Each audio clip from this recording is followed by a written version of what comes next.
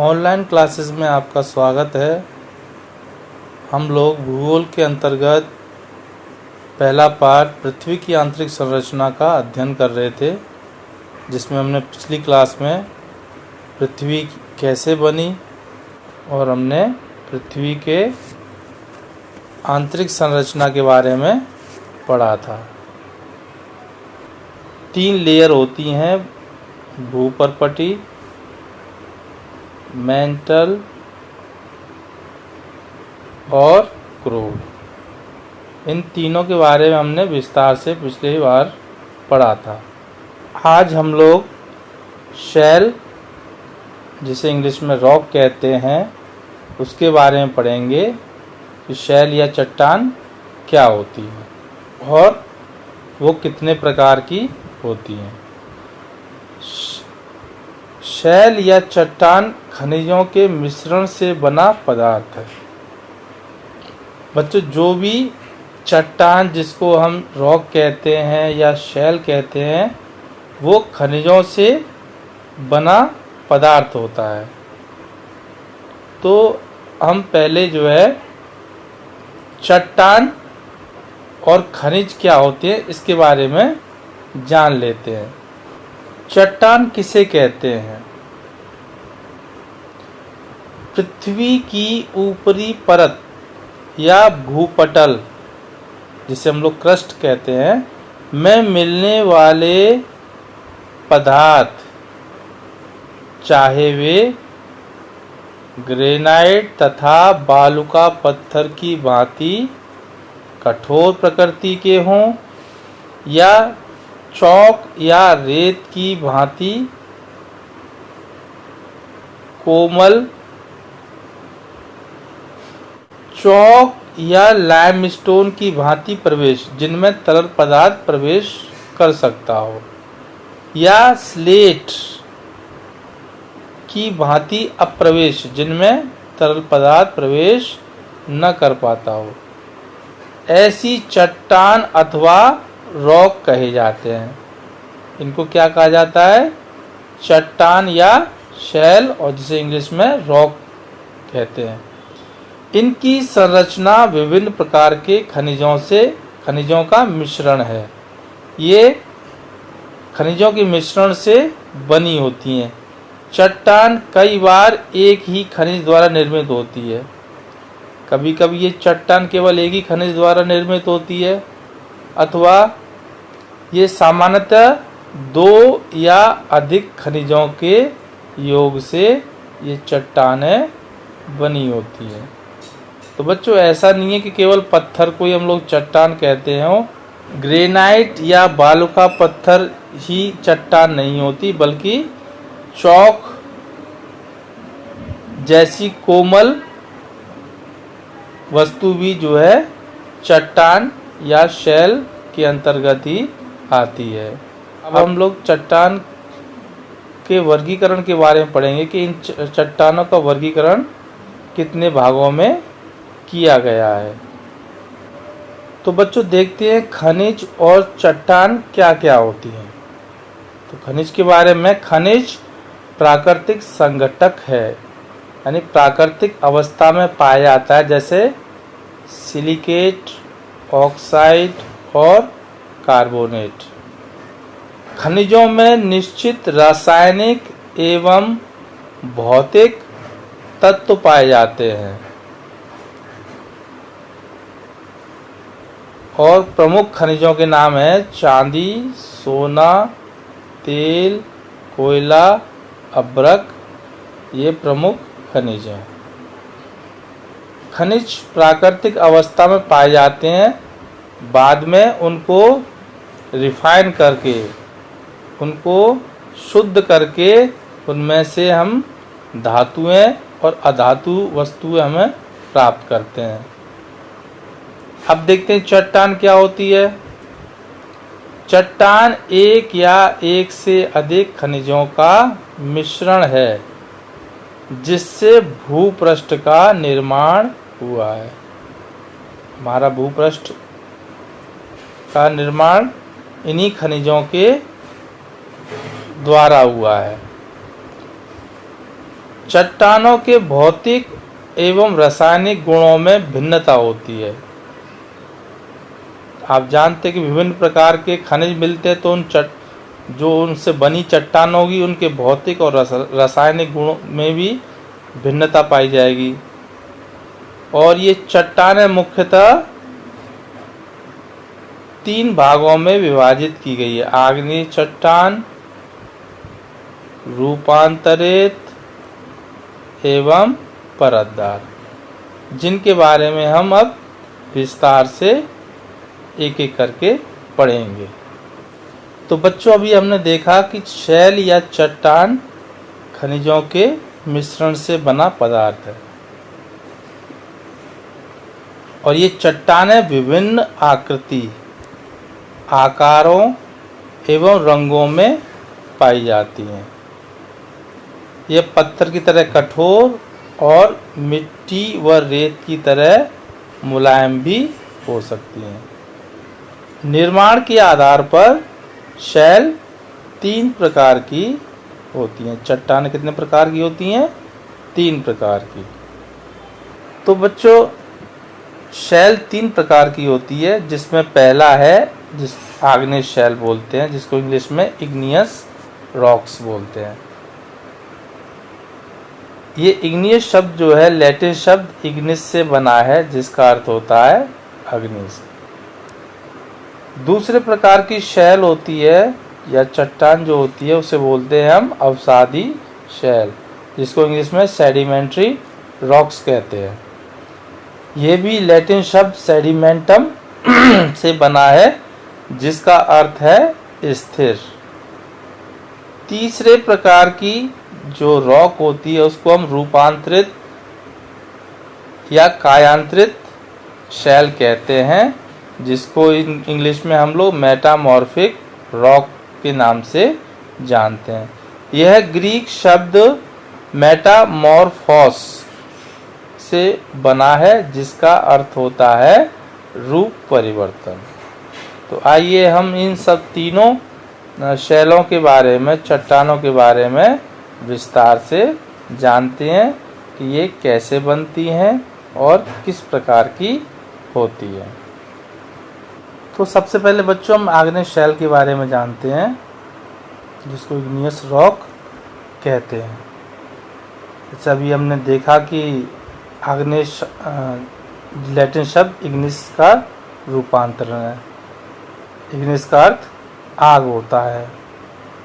तो आप लोग चित्र में देख रहे होंगे कि ये आग्नेय शैल कैसे बनता है।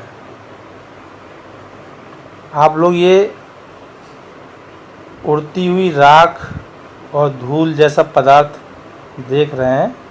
ये देखिए, ये ज्वालामुखी विस्फोट से ये निकल रहा है। इन्हीं राख और धुएं जैसे पदार्थ से ही आग्नेय शैलों की रचना होती है। आप लोग जानते ही हैं कि पृथ्वी के अंदर चट्टानें तापमान और दबाव के कारण एकदम पिघली अवस्था में होती हैं, जिसको हम मैग्मा कहते हैं। ये देखिए मैग्मा है। जब ये ज्वालामुखी विस्फोट के कारण ये मैग्मा क्या होता है, ऊपर ये निकलता है। जब ये धरातल पे पहुंचता है तब इसको हम लावा के नाम से जानते हैं। और यही लावा जब ठंडा होकर जम जाता है तो उसको हम बेसाल्ट बोलते हैं। ये देखिए बेसाल्ट लिखा हुआ है। विभिन्न प्रकार की आग्नेय शैलों के बारे में जानते हैं। देखिए कितने प्रकार की आग्नेय शैल होती है। देखिए ग्रेनाइट बच्चों कई प्रकार की होती है और कई रंगों में पाई जाती है। ये देखिए कितने प्रकार की ये ग्रेनाइट है और कितने ही रंगों में पाई जाती है। ग्रेनाइट बहुत कीमती पत्थर होता है, आप लोगों ने घरों में देखा होगा, या जब भी किसी बिल्डिंग का उद्घाटन वगैरह किया जाता है तो हम ये काली वाली ग्रेनाइट पर जो है उसके लोकार्पण करने वाले व्यक्ति का उस पर नाम आदि लिखा होता है। तो आप देख सकते हैं कितने सुंदर सुंदर ये रंगों की ग्रेनाइट होती है। ये देखिए, ये बेसाल्ट का प्रयोग, ये देखिए बाउंड्री बनाने में ये बेसाल्ट पत्थर का प्रयोग किया गया है, आप लोग देख सकते हैं इसको। आग्नेय शैल के अंतर्गत जो तीसरे प्रकार की चट्टान पाई जाती है उसको हम ग्रेबो कहते हैं। तो आइए देखते हैं ग्रेबो किस प्रकार की होती है। ये देखिए, ये ग्रेबो पत्थर है, चट्टान है, ये देखिए शैल। ये दिखने में ऐसी होती है। आपकी पुस्तक में चौथे प्रकार की जो आग्नेय शैल का जो उदाहरण दिया गया है वो है डायोराइट। तो बच्चों ये है डायोराइट शैल, आग्नेय शैल। देखिए कैसे दिखती है, आप लोग देख सकते हैं।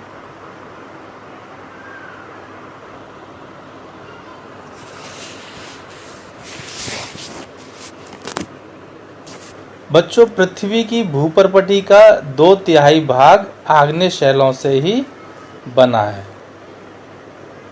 यानी जो पहला जो लेयर है पृथ्वी का, उसका 2/3 भाग इन्हीं आग्नेय चट्टानों से बना है। आग्नेय चट्टानों को हम लोग प्राथमिक चट्टान भी कहते हैं, क्योंकि इन्हीं चट्टानों से अन्य चट्टानों का भी निर्माण होता है।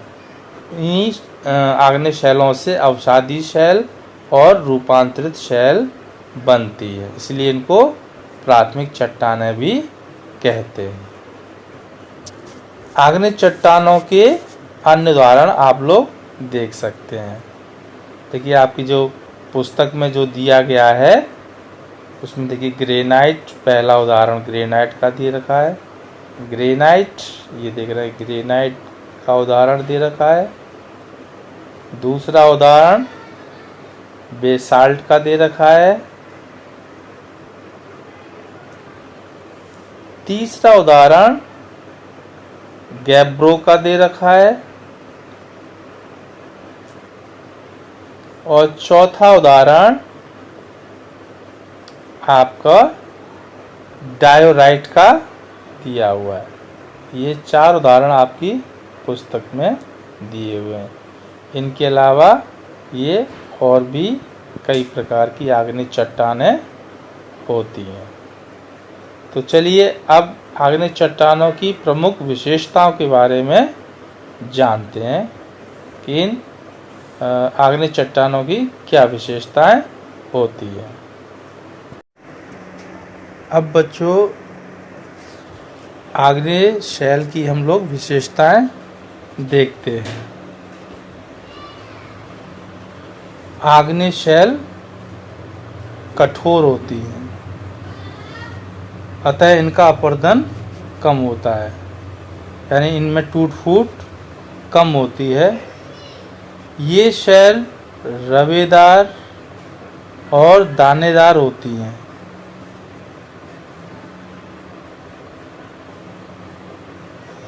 रवेदार से मतलब बच्चों जैसे कि सूजी कैसी होती है, रवेदार होती है। और चीनी दानेदार।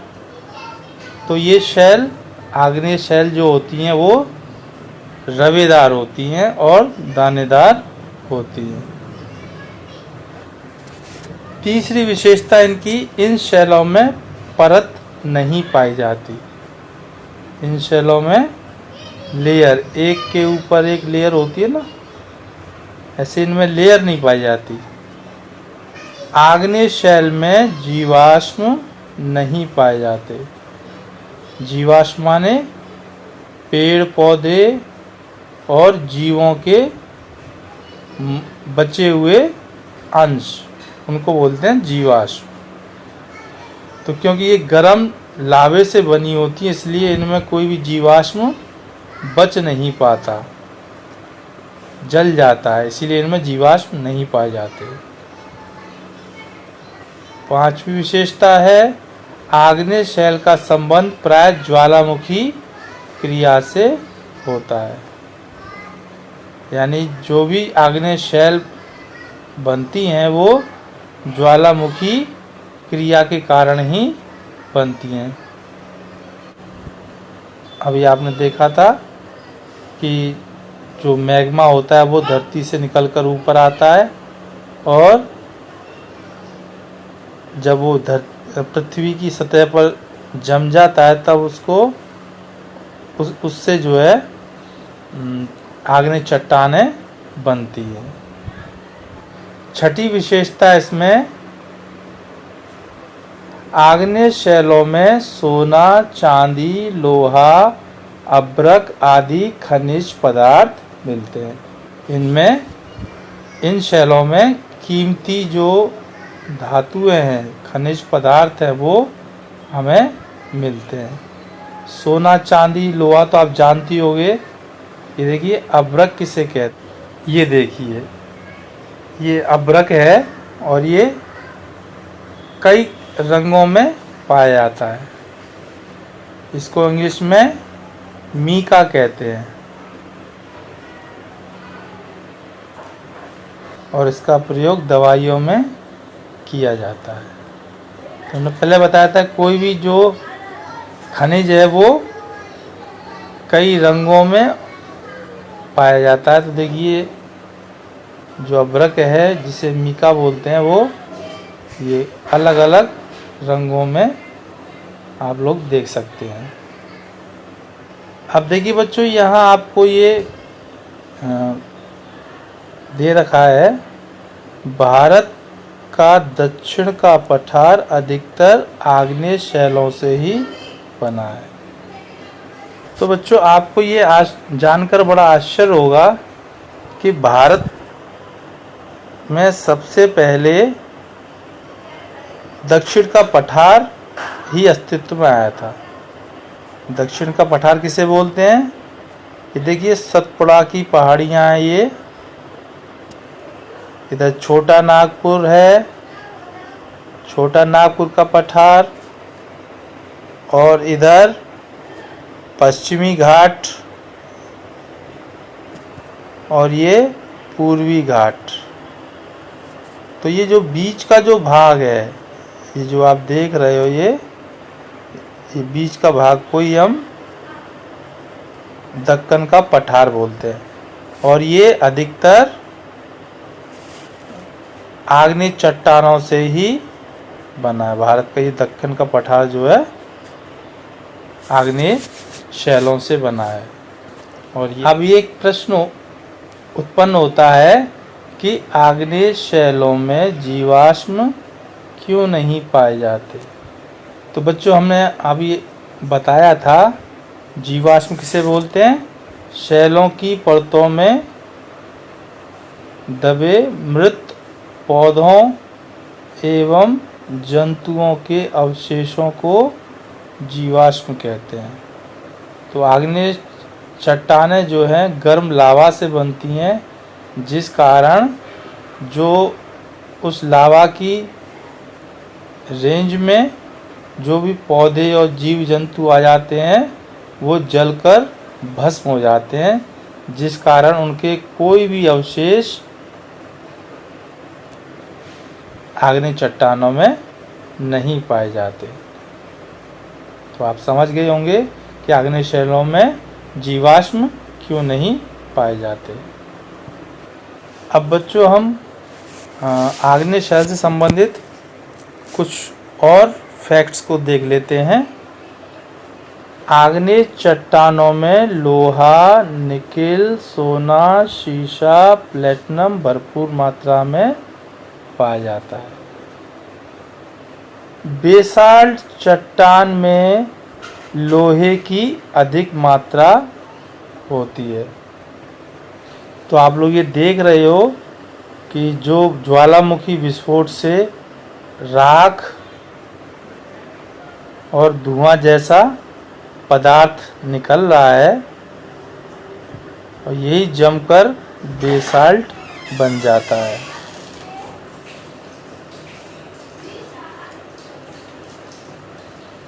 तो इसमें लोहे की मात्रा अधिक पाई जाती है। और काली मिट्टी बेसाल्ट चट्टान के टूटने से ही बनती है। ठीक है बच्चों, बिटुमिनस कोयला आग्नेय चट्टान है। जो बिटुमिनस कोयला होता है, कोयला वैसे अवसादी शैलों के अंतर्गत आता है, लेकिन जो बिटुमिनस कोयला होता है वो आग्नेय चट्टान के अंतर्गत आता है। कोयला ग्रेफाइट और हीरे कार्बन का अपर रूप कहा जाता है। कोयले से ही ग्रेफाइट बनती है और कोयले से ही हीरा बनता है। और ग्रेफाइट को पेंसिल लेड भी कहा जाता है।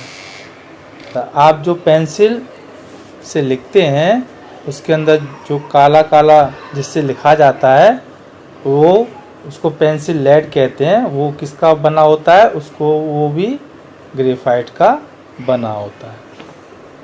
ताप, दाब और रासायनिक क्रियाओं के कारण ये चट्टानें आगे चलकर कायांतरित हो जाती हैं, यानी इनका रूप बदल जाता है। अब उदाहरण के लिए देखिए, ग्रेनाइट कायांतरित होकर नीस में बदल जाती है। ऐसे ही ग्रेवो सरपेंटाइट में बदल जाती है। बेसाल्ट सिस्ट में बदल जाती है। और बिटुमिनस जो कोयला होता है वो ग्रेफाइट में बदल जाता है।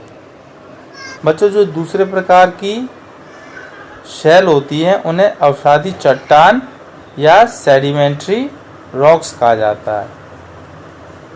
इन शैलों की प्रमुख विशेषता ये होती है कि इनमें परतें होती हैं। देखिए, परत दर परत जमे परतदार शैल। इनको परतदार या अवसादी दोनों ही नामों से जाना जाता है। देखिए, इसमें जीवाश्म भी हैं। ये उदाहरण दे रखे हैं, चूना पत्थर, कोयला, कॉग्लोमेरेट। ये कुछ अवसादी चट्टानों के उदाहरण हैं। आइए अब इनके बारे में हम थोड़ा विस्तार से जानते हैं। परतदार या अवसादी शैल, जिसको इंग्लिश में सेडिमेंट्री रॉक्स कहते हैं। आपने बरसात में बहते पानी को देखा होगा। पानी के साथ में कंकड़, मिट्टी, पेड़, पौधों की पत्तियां तेजी से बहती दिखाई पड़ती हैं। जब पानी बंद हो जाता है तो नालियों, सड़कों के किनारे तथा गड्ढों में मिट्टी, कंकड़, पेड़ पौधों की पत्तियां, घास आदि जमीन में जमे दिखाई देते हैं। इसी प्रकार परतदार शैलों का निर्माण अवसाद, जिनको हम मलबा भी कह सकते हैं, जमा होने के कारण होता है। शैलों के छोटे छोटे कणों को पवन, हवा, बहता पानी या हिमानियाँ कहते हैं बर्फ की नदियों को, अपने साथ ये उठा या बहाकर ले जाते हैं और उन्हें समुद्र के तल या भूभाग पर परतों में जमा करते रहते हैं। इन जमी परतों की मोटाई हजारों मीटर होती है। ये देखिए, अलग अलग ये परतें हैं देखिए। तो इन परतों को जब हजारों मीटर ये मोटी परत है तो ये 1-2 साल में नहीं होती, इनको लाखों साल ये परतों को बनने में लग जाता है। जैसे आप ये परतदार ऐसे होती है जैसे आपने सैंडविच खाया, सैंडविच में पहले आपने ब्रेड ली, फिर इसके ऊपर आप मक्खन लगाया एक लेयर, फिर उसके बाद आपने दूसरी ब्रेड लगाई, फिर उसके ऊपर आपने सॉस सब्जी वगैरह कुछ रखा उसमें, फिर आपने उसके ऊपर फिर से ब्रेड लगाई। तो इस तरह जैसे सैंडविच बनती है, जैसे सैंडविच में कई लेयर होती हैं, परत होती हैं, वैसे ही इन परतदार या अवसादी सेलों में भी कई परतें होती हैं। देखिए परत कैसे होती है ये देखते हैं। ये देखिए ये परतदार शेल है, इसमें आप देख सकते हैं कि देखिए ये परतें, ये परत, ये कई बहुत सारी परतें होती है। देखिए पूरी इस चट्टान में आप परतें ही परत देख सकते हैं। अब देखिए लोयस एक मिट्टी का नाम होता है जिसका जमाव वायु निर्मित परतदार चट्टान का ये सबसे प्रमुख उदाहरण है। ये देखिए ये लोयस मिट्टी का जमाव कैसे हुआ है परत दर परत, और ये हवा द्वारा मिट्टी का जमाव किया जाता है। ये आप देख सकते हैं। देखिए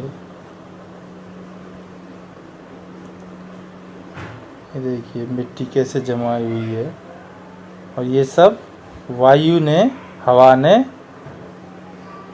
मिट्टी को ला ला के यहाँ कई परतों में यहाँ पर इकट्ठा कर दिया है।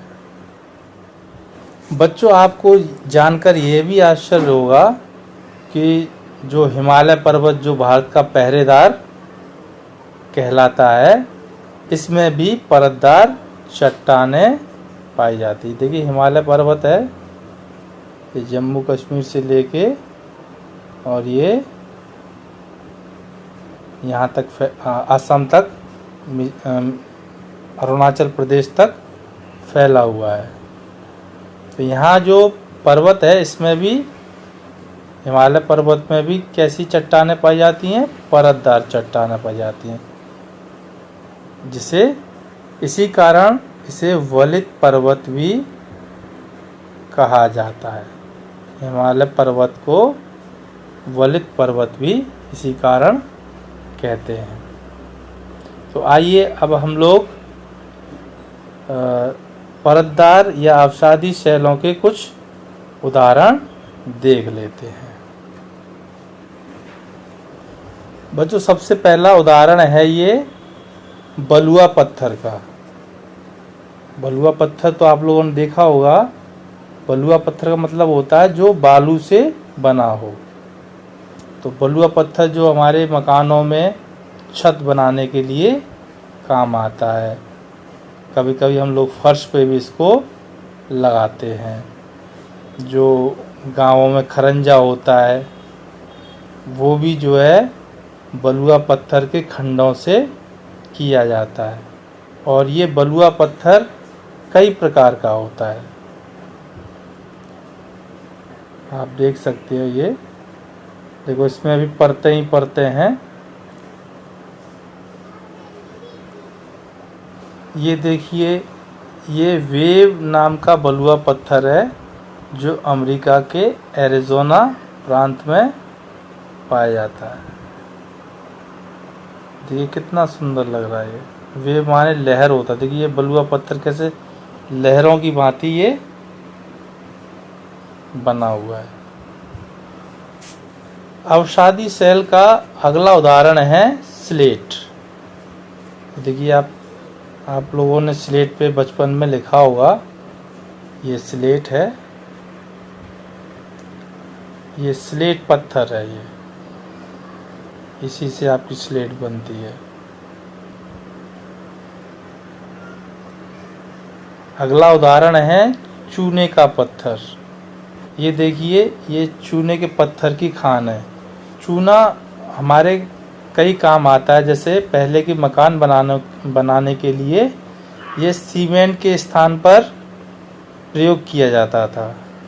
लोग अब घरों की पुताई करने के लिए भी, जिसको हम सफ़ेदी कहते हैं, इसी का प्रयोग किया जाता है। इसके अलावा इस चूने को संशोधित करके और जो पान में भी इसका यूज़ किया जाता है। तो आप देख सकते हैं कि ये चट्टान के रूप में पाया जाता है। ये भी अवसादी शैल का अगला उदाहरण कोयला होता है। ये देखिए, कोयला जो है ये निकाला जा रहा है। तो कोयला अवसादी शैल के अंतर्गत आता है, लेकिन जो बिटुमिनस कोयला होता है वो ग्रेनाइट के अंतर्गत आता है। अगला उदाहरण है खड़िया मिट्टी का, जिससे हम लोग चौक बनाते हैं। ये देखिए, ये भी स्लेट पेंसिल, ये भी स्लेट पेंसिल, स्लेट पत्थर से ये पेंसिलें बनाई जाती हैं। अब हम खड़िया पत्थर का उदाहरण देखते हैं। तो देखिए, आपके पुस्तक में दे रखा है ये चौक या खड़िया मिट्टी, जिससे हम लोग ब्लैक बोर्ड पे लिखते हैं। तो ये खड़िया मिट्टी वही होती है। तो ये सब बच्चों परतदार या अवसादी चट्टानों के उदाहरण अभी हमने देखे। अब इसकी हम प्रमुख विशेषताओं को और देख लेते हैं। तो इसकी पहली विशेषता होती है परतदार शैल का निर्माण चूर्ण तथा जीवाश्मों एवं वनस्पतियों के एकत्रीकरण से होता है। अर्थात ये जो परतदार चट्टानें होती हैं वो और अन्य चट्टानों के चूर्ण से, जो एकदम पिस जाती हैं, घिस जाती हैं, जीवाश्म अवशेषों से, जो जीव जंतु होते हैं, और वनस्पतियों के एक जगह इकट्ठा होने से ये परतदार शैल का निर्माण होता है। तो इसमें आपने देखा होगा जीवाश्म पाए जाते हैं। आग्नेय चट्टान में नहीं पाए जाते, लेकिन इसमें जीवाश्म पाए जाते हैं। परतदार शैलों में दूसरा इसका विशेषता है कि परतदार शैलों में परतें पाई जाती है। अभी हमने देखा था कि कैसे उसमें अलग अलग परतें होती हैं, परंतु ये शैल रवेदार नहीं होती। अभी हमने आपको उदाहरण दिया था सूजी का, कि सूजी कैसी होती है, रवेदार। तो इन शैलों में रवे नहीं होते हैं। तीसरी इसकी विशेषता है परतदार शैल प्राय मुलायम होती है। ये अवसादी शैलें कैसी होती हैं, ज़्यादातर मुलायम होती हैं, जैसे चीका मिट्टी। पंक माने होता है कीचड़, परंतु कुछ चट्टानें बलुआ पत्थर, अभी देखा था जो हमारे घर में जो छत बनाने के लिए प्रयोग होता है वो कितना कठोर होता है, लेकिन कुछ ज़्यादातर इसकी जो शैलें होती हैं वो कैसी होती हैं, मुलायम होती हैं। चीका मिट्टी वो उसको कहते हैं बच्चों, जो जिससे हम अपने घर में जो परंपरागत चूल्हा होता है, मिट्टी वाला चूल्हा, जिसको हम उससे पोतते हैं, या जिससे कुम्हार जो है बर्तन बनाता है। ये देखिए, ये चीका मिट्टी है जिससे कुम्हार बर्तन बनाता है। आपने देखा होगा बर्तन बनाते हुए कुम्हार को। इसकी चौथी विशेषता परतदार शैलों की ये होती है कि परतदार चट्टानों में ही खनिज तेल, कोयला व अन्य प्रकार के बहुमूल्य खनिज पाए जाते हैं। अवसादी शैलों की प्रमुख विशेषताएं हुई। अब हम तो बच्चों हम संक्षेप में कह सकते हैं कि अवसादी चट्टान से तात्पर्य प्रकृति के कारकों वायु, पानी या हिमानियों द्वारा निर्मित छोटी छोटी चट्टानें किसी स्थान पर जमा हो जाती हैं और बाद के काल में दबाव या रासायनिक प्रतिक्रिया या अन्य कारकों के द्वारा परत जैसी ठोस रूप में निर्मित हो जाती हैं। इन्हें ही अवसादी चट्टान कहते हैं। अवसादी शैलों का निर्माण जल, वायु या हिमानी किसी भी कारक द्वारा हो सकता है। इसी आधार पर अवसादी शैलें जलज, वायु तथा हिमनदी प्रकार की होती हैं और इसके प्रमुख उदाहरण हैं बलुआ पत्थर, चूना पत्थर, स्लेट, संगमरमर, लिग्नाइट, एंथ्रासाइट। आगरा किला तथा दिल्ली का किला बलुआ पत्थर नामक अवसादी चट्टानों से ही बना है। और सबसे प्रमुख बात, अवसादी चट्टानें कायांतरित होकर क्वार्ट्जाइट बनती हैं।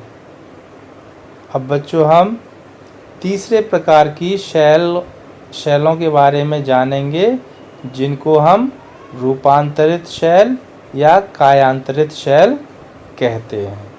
तो चलिए रूपांतरित शैलों को हम जानते हैं कि ये कैसे बनती है। जैसा कि बच्चों आप देख सकते हैं, रूपांतरित शैल जैसा कि शब्द रूपांतरण से पता चलता है कि ये चट्टानें अन्य चट्टानों के रूप परिवर्तन के फलस्वरूप निर्मित होती हैं।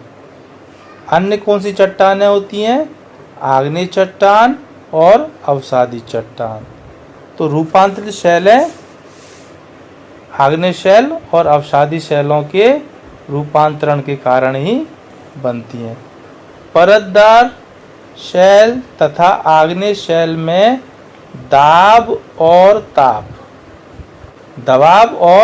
तापमान द्वारा रूपांतरित शैलों का निर्माण होता है। रूपांतरण की क्रिया के दौरान चट्टान का संगठन तथा रूप रंग बदल जाता है, परंतु चट्टान में किसी प्रकार का विघटन या वियोजन नहीं होता। उदाहरण के लिए जैसे कच्ची मिट्टी को आग में पका देते हैं तो उसका रंग, रूप और संगठन बदल जाता है। कच्ची मिट्टी आसानी से टूट जाती है, लेकिन पकी हुई ईंट जो होती है वो आसानी से नहीं टूटती और उसका रंग भी लाल हो जाता। तो ऐसे ही ये रूपांतरित शैलों का रंग रूप बदल जाता है। जैसे कि उदाहरण के लिए हम देखते हैं, ग्रेनाइट का रूपांतरण किसमें होता है? नीस में। ऐसी बालू का पत्थर जिससे हम लोग अपनी छत बनाते हैं वो क्वार्ट्जाइट में बदल जाता है। चूना पत्थर संगमरमर में बदल जाता है। कोयला ग्रेफाइट और हीरे में बदल जाता है। तो बच्चों देखो कि आपको कितना आश्चर्य हुआ कि जो हमारी पेंसिल है या जो हीरा बहुत कीमती होता है वो किससे बनता है? कोयले से।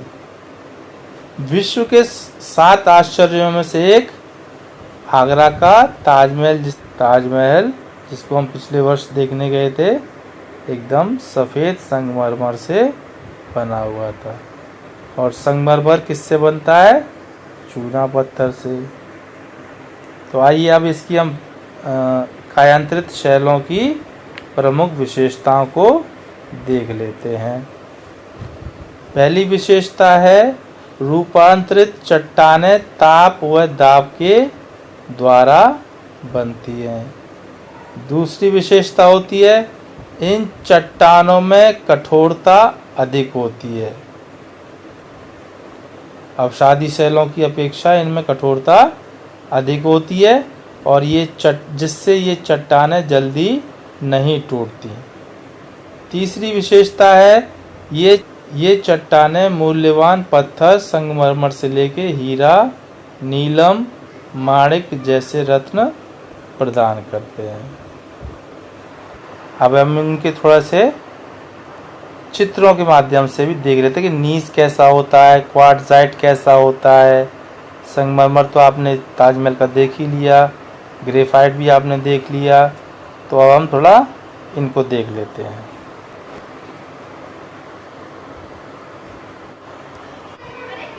ये देखिए, ये नीस है जो ग्रेनाइट बदलकर नीस में कन्वर्ट हो जाती है। बालू का पत्थर क्वार्ट्जाइट में परिवर्तित हो जाता है। चूना पत्थर मार्बल में कन्वर्ट हो जाता है। ये देखिए, रूपांतरित या कायांतरित चट्टानों के ये अन्य और उदाहरण हैं। फिर सर्पेंटाइन, क्लोराइट, टॉक, गार्नेट। तो बच्चों, इसको रूपांतरित चट्टानें बनती कैसे हैं, इसको थोड़ा सा हम लोग समझ लेते हैं शैल चक्र को। ये देखिए, मैग्मा से आग्नेय शैल बनती है। आग्नेय शैल में टूट फूट से ये तलछट बन रहा है, अवसाद बन रहा है, और आग्नेय शैल जो है फिर अवसादी शैल बन रही है। अवसादी शैल से फिर कायांतरित शैल बन रही है। ऐसे ही आग्नेय शैल से कायांतरित शैल बनती है। जैसे ग्रेनाइट से नीस बना, और कायांतरित शैल भी क्या होती है, ये भी टूटती फूटती है। ठीक है, फिर यही बाद में इसका जो अवसाद होता है कायांतरित शैल का, पुनः अवसादी शैल में परिवर्तित हो जाती है। तो ये क्रम जो है चलता रहता है, तो इसी को हम लोग शैल चक्र कहते हैं। जैसे अभी हमने बताया था कि देखिए, लाइमस्टोन चूना पत्थर मार्बल में बदल गया, शेल स्लेट में बदल गया, सैंडस्टोन बालू का पत्थर क्वार्ट्जाइट में बदल गया, ग्रेनाइट नीस में बदल गया। ये देखिए, ये ग्रेनाइट से नीस बना हुआ है। ये देखिए, पास से देखिए नीस कैसा होता है जो ग्रेनाइट से बनता है। ये बालू का पत्थर से बना हुआ क्वार्ट्जाइट, देखिए ये क्वार्ट्जाइट है। तो बच्चों, अब नीचे चट्टान का महत्व बताया गया है। रिक्त स्थानों में चट्टान का प्रकार लिखिए। तो इसको करके देखते हैं। ये उपयोग दे रखा है, मकान व मूर्ति बनाने के लिए क्या प्रयोग किया जाता है, बलुआ पत्थर या संगमरमर। तो बलुआ पत्थर क्या है, अवसादी शैल है, और संगमरमर कैसा है, चूना पत्थर से होता है। तो ये रूपांतरित शैल हो गई। लिखने के लिए हम क्या प्रयोग करते हैं, चौक और स्लेट। तो चौक और स्लेट क्या है, अवसादी चट्टान है, और ग्रेफाइट क्या है, आग्नेय चट्टान है। जलाने के लिए हम लोग कोयला प्रयोग करते हैं। कोयला क्या है? अवसादी शैल के अंतर्गत आता है। आभूषण जेवरों में हम लोग हीरा पहनते हैं। हीरा क्या है? रूपांतरित है, रूपांतरित शैल का उदाहरण है जो कोयले से बनता है। कृषि के लिए हम चिकनी मिट्टी, चीका मिट्टी, लावा मिट्टी बच्चों, लोयस मिट्टी। लावा मिट्टी किससे बनती है? बेसाल्ट से। तो ये क्या है? अवसादी चट्टान या शैल के अंतर्गत आते हैं। तो बच्चों आज के लिए इतना ही। अगली क्लास में हम लोग इस पार्ट के क्वेश्चन आंसर्स करेंगे और बची हुई एक्सरसाइज को भी पूरा करेंगे।